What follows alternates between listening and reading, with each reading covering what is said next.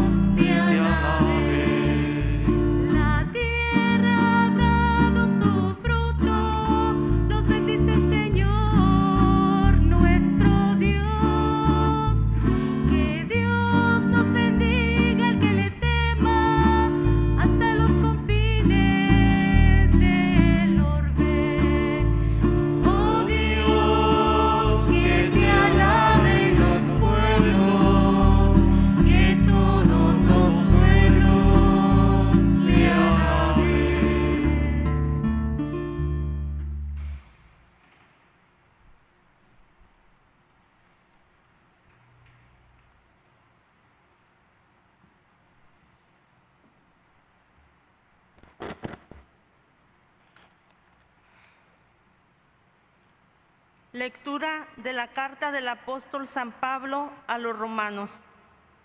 Hermanos, tengo algo que decirles a ustedes, los que no son judíos, y trato de desempeñar lo mejor posible este ministerio. Pero esto lo hago también para ver si provoco los celos de los de mi raza y logro salvar a algunos de ellos. Pues si su rechazo ha sido reconciliación para el mundo, ¿qué no será su reintegración sino resurrección de entre los muertos? Porque Dios no se arrepiente de sus dones ni de su elección. Así como ustedes antes eran rebeldes contra Dios y ahora han alcanzado su misericordia con ocasión de la rebeldía de los judíos, de la misma forma los judíos, que ahora son los rebeldes y que fueron la ocasión de que ustedes alcanzaran la misericordia de Dios, también ellos la alcanzarán. En efecto, Dios ha permitido que todos cayéramos en la rebeldía, para manifestarnos a todos su misericordia. Palabra de Dios. Que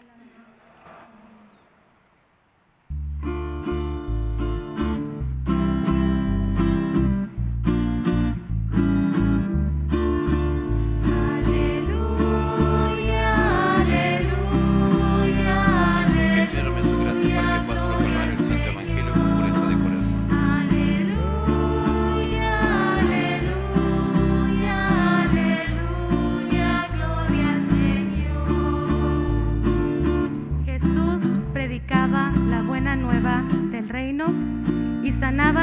las enfermedades de la gente.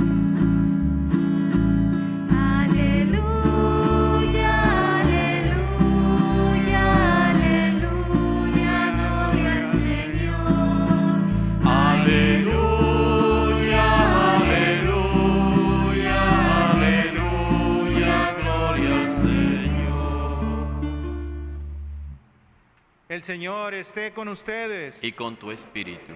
Lectura del Santo Evangelio según San Mateo. Gloria a ti, Señor. En aquel tiempo, Jesús se retiró a la comarca de Tiro y Sidón. Entonces una mujer cananea le salió al encuentro y se puso a gritar: Señor, Hijo de David, ten compasión de mí. Mi hija está terriblemente atormentada por un demonio. Jesús no le contestó una sola palabra.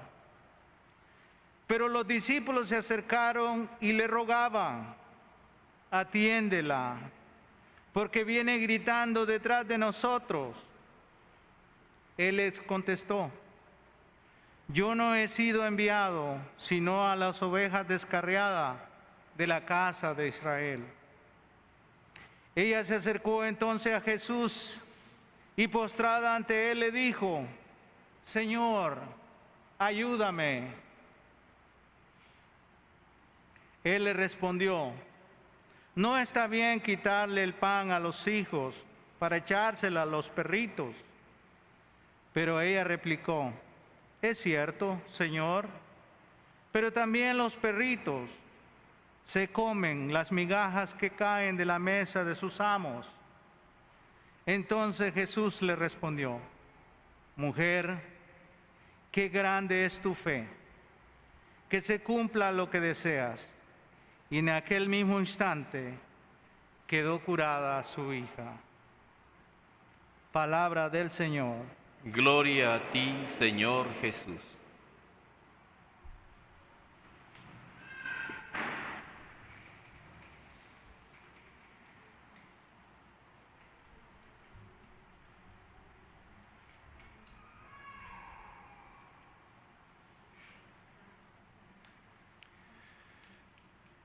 El profesar una fe no simboliza solamente orar o participar de una liturgia. El participar en una fe es ser consecuente con lo que tú crees y lo que tú profesas. Por eso en el texto del Antiguo Testamento del profeta Isaías, este es en el capítulo 56, para tener un poquito de lección de Sagradas Escrituras en el Antiguo Testamento, Isaías es uno de los libros más extensos, son 66 capítulos. Es un libro bastante gordo que dice uno: ay, ¿todo lo escribió Isaías? Y cuando se hacen los estudios bíblicos nos damos cuenta que Isaías tiene un estilo. La primera etapa del libro de Isaías es propio de él, pero la segunda y la tercera están separados por capítulos. Nos damos cuenta que hay una diferencia en la manera de escribir, en el estilo de explicar. Eso significa que es otra persona. El pueblo judío establece que es una escuela de profetas, los que eran discípulos de Isaías, que aprendieron de él el carisma, cómo usar el carisma de profecía, y entonces ellos iban continuando con la misma escuela de Isaías. Lo interesante de esta parte del libro es la tercera parte del libro, le llaman el Tri Isaías. La tercera parte habla sobre la justicia que Dios quiere que nosotros practiquemos. Y lo interesante es la apertura que Dios hace a otras naciones. En el tiempo de Isaías, hablar que los pueblos u otras naciones paganas tendrían derecho a encontrarse con el Dios verdadero era algo impensable. El pueblo judío se caracterizaba por sentirse el Dios que adoraba al único Dios verdadero, que era el único pueblo que tenía todas las promesas de Dios a través de Abraham, de Isaac y de Jacob, de lo cual ellos se sentían muy orgullosos. Hasta ahí vamos bien.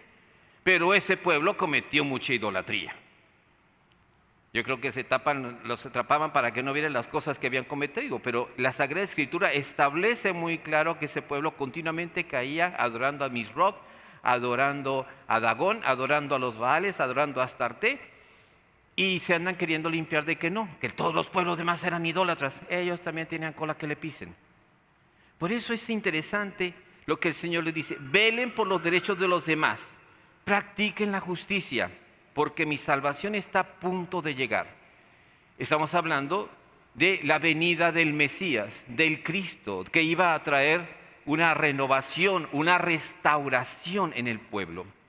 Y aquí hay algo interesante, dice: a los extranjeros que se han adherido al Señor para servirlo, amarlo y darle culto, y a los que guardan el sábado sin profanarlo y se mantienen fieles a mi alianza, los conduciré a mi monte santo. ¡Pum! Aquí queda muy clara la palabra del Señor. ¡Hey, pueblo de Israel! No te sientas que eres el único. Todos aquellos, dice aquí habla de los extranjeros, es decir, los paganos, los que no son judíos, que se han adherido, que se han acercado, se han cansado de sus dioses, de su falsa religión, y comenzaron a acercarse al Dios de Israel y recibieron las bendiciones. Por eso dice, se han adherido sirviéndolo, amándolo y dándole culto. Como verdaderos judíos, Dios no los rechaza. Dice: los haré estar en mi monte santo. Y a los que guardan el día del Señor, el sábado en el pueblo judío, y se han mantenido fieles, y los llenaré de alegría en mi casa de oración.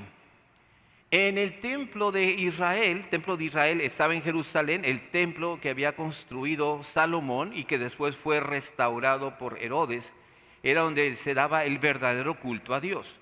Existían templos pequeños llamados sinagogas donde el pueblo se reunía a reflexionar en la palabra de Dios los sábados. Pero el gran templo se tenía que acudir ciertas ocasiones al año, porque si no ibas, quedabas expulsado de pertenecer al pueblo de Dios. Ahí en ese templo se tenían las genealogías de todo mundo. Llegabas y te registrabas: ¿quién eres tú? Pues me llamo Rubén. ¿Hijo de quién? De Rodolfo. ¿Quién es Rodolfo? El hijo de Morton. ¿Y quién es de Morton? Pues y buscaban el árbol genealógico y ahí te iban añadiendo. ¿Y qué pasó? No, ya murió. Pues ya murió. Vienes tú, entonces tienes que estar viniendo. Y cuando tengas hijos también tienes que registrarlo. Era muy importante guardar las genealogías, porque era decir: yo pertenezco a este pueblo.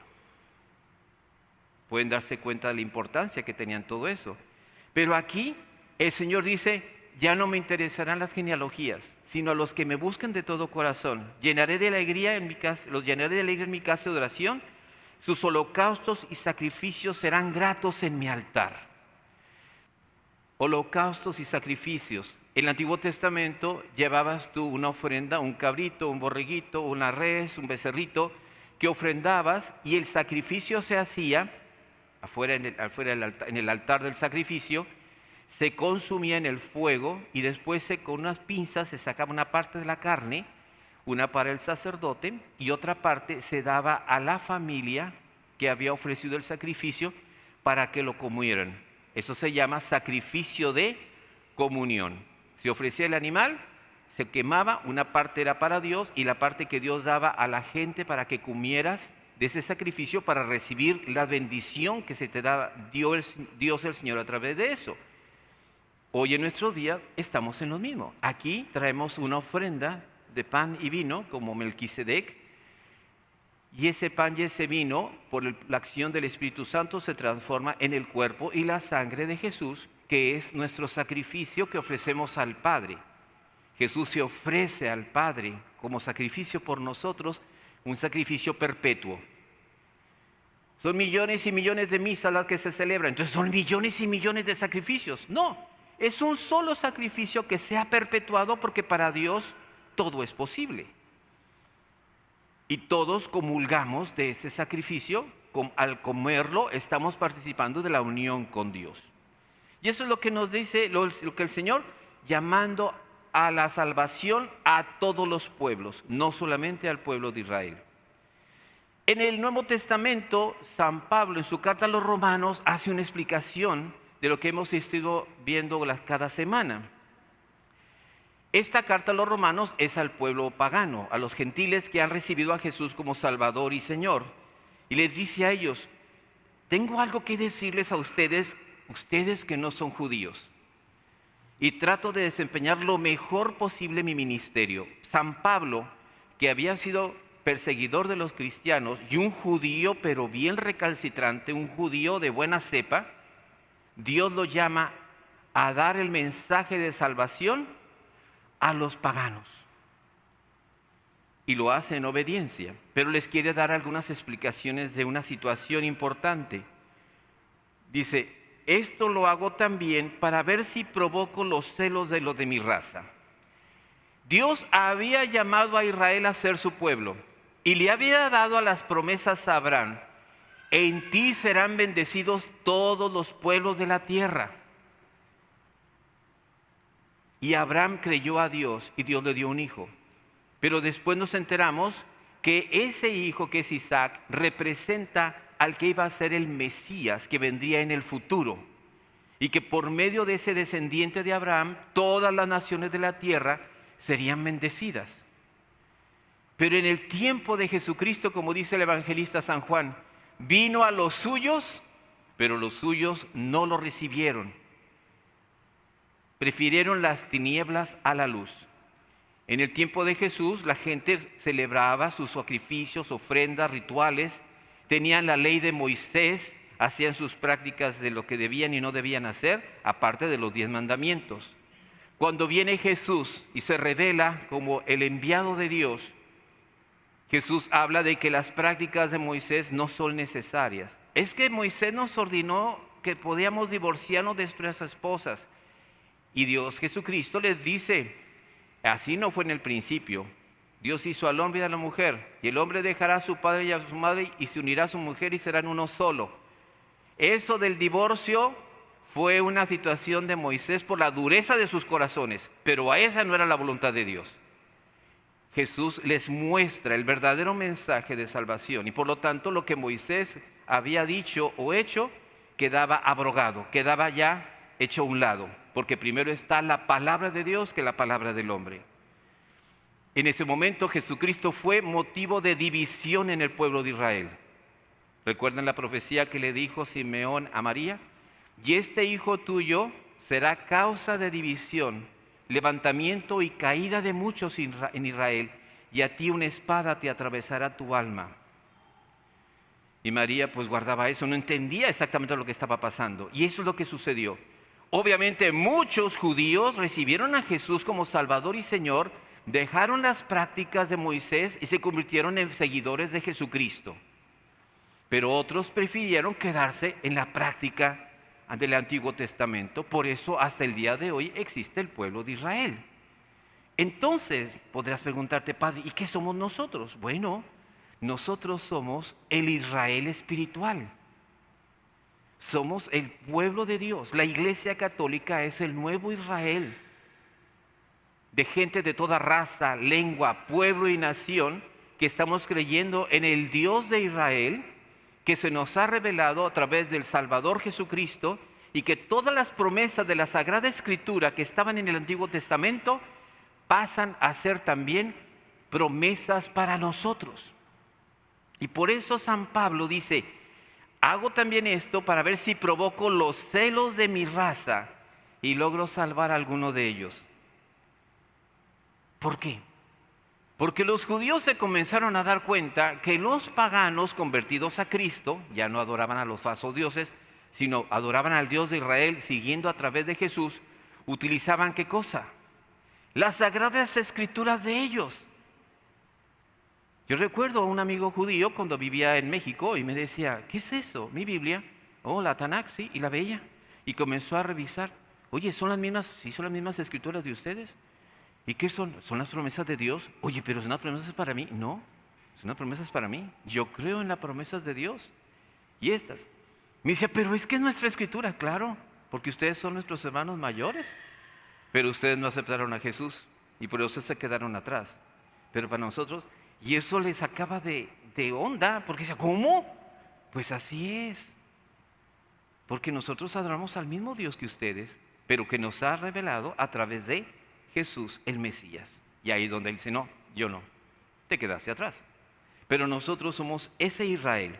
Y por eso dice aquí una palabra que es misteriosa. Pues si su rechazo ha sido reconciliación para el mundo, ¿qué no será su reintegración sino resurrección de entre los muertos? Porque Dios no se arrepiente de sus dones ni de su elección. Dios permitió que el pueblo de Israel rechazara a Jesucristo, no todo el pueblo, pero una parte, y así se abrió la puerta que estaba cerrada a los pueblos paganos. Dice, ustedes me rechazan, pues ahora le voy a dar mi salvación a los que ni me buscaban. Pero me voy a manifestar a ellos porque los amo, porque Dios ama a todas sus criaturas, si no, no las hubiera hecho. Y por eso los gentiles, los paganos o las naciones entraron a una relación con Dios a través de Jesús, y el pueblo de Israel quedó hecho a un lado por un tiempo.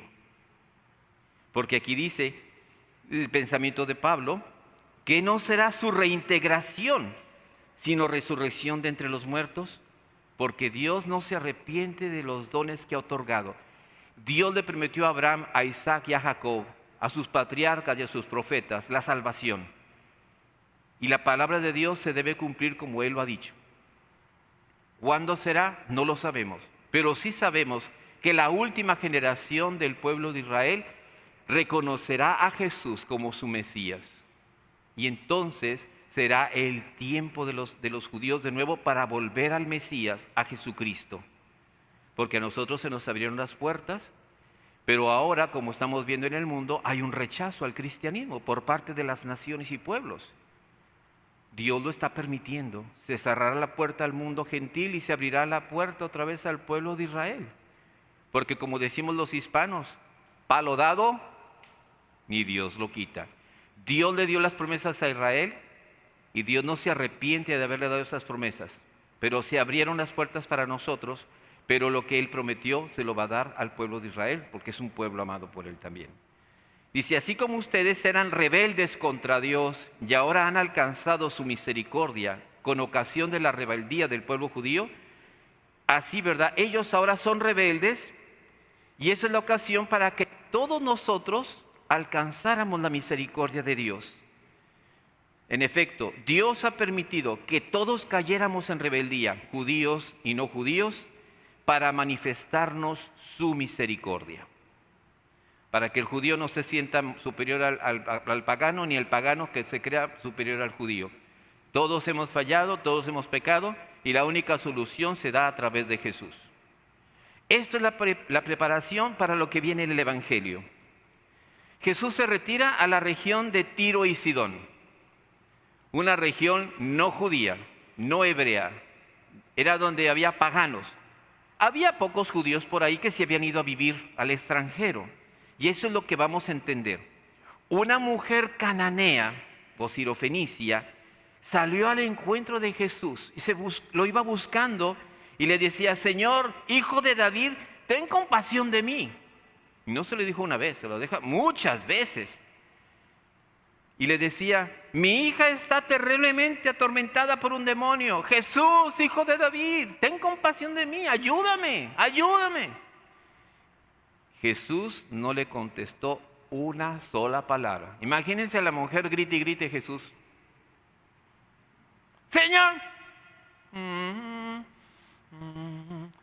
Y viendo los discípulos que Jesús no le ponía atención y gritaba mucho esa mujer, ¿qué dicen? Dice la Sagrada Escritura. Los discípulos se acercaron y le rogaban, atiéndela, porque viene gritando de atrás de nosotros, ya nos tiene hasta el copete, ya atiéndela. Y Jesús dice algo, no está bien quitarle el pan a los hijos para echárselo a los perritos. O sea, esa muchacha es un perrito. Y ella oyó lo que estaba diciendo. ¿Por qué dijo eso? Porque Jesús había dicho que Él había venido a buscar a las ovejas descarriadas de la casa de Israel. Los que estaban ahí en Tiro y Sidón, que no habían escuchado el mensaje. Jesús fue a buscarlo y decirle, hey, hay un Dios verdadero y ese es el Dios, el Dios que está acá en Israel. Tienen que volver a Él. A eso fue enviado Jesús primero, a darle el mensaje de salvación al pueblo judío. Esta es una cananea, es una entrometida. Y está grite y grite, atiéndela. Y Jesús le dice a ella, voltea y le dice, no está bien quitarle el pan a los hijos para echárselos a los perritos. Yo creo que cualquiera de nosotros dice, ay, pues ya me voy, ¿sabes qué? Pues thank you, bye. Pero ella, siendo sirofenicia, siendo cananea, ella había sido formada en la cultura griega. Y la cultura griega les encanta pensar, les encanta buscar maneras sagaces. Era una mujer sagaz, bueno, casi toda mujer es sagaz. Pues esta era bien sagaz. Y Dios lo sabía, Jesús lo sabía, porque estaba haciéndolo, estaba permitiendo Dios. Y le dice Jesús, no está bien quitarle el pan a los hijos para dárselo a los perritos, mujer, no te puedo atender. Y ella le dice, es cierto, Señor, pero también los perritos se comen las migajas que caen de la mesa de sus amos. ¿A poco no? Tú sabes, ahí ustedes están en su casa, están comiendo y que anda el perrito así.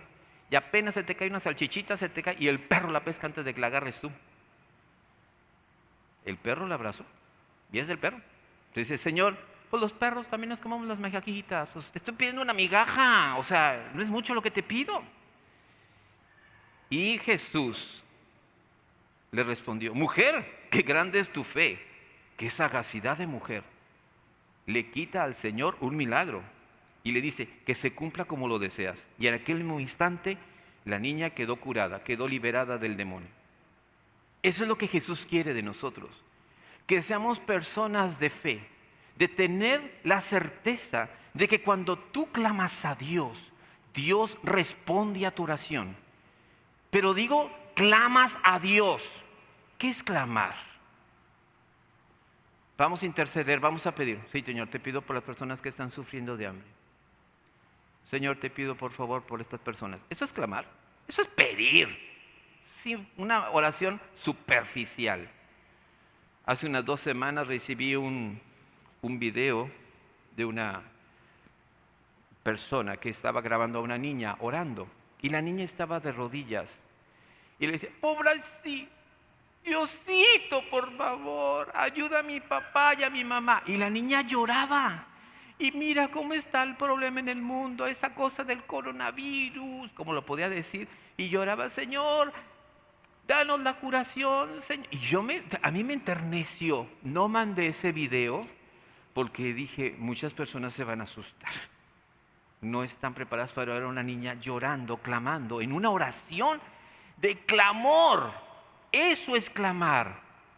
Así es que si hay una cura, yo sé que hay una niña que oró con clamor y que Dios atendió. El clamor es la oración profunda.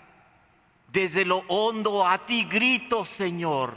Señor, escucha mi clamor. Atiende a la voz de mi súplica. Cuando tú clamas de esa manera, Dios, claro que se abaja a ayudarte.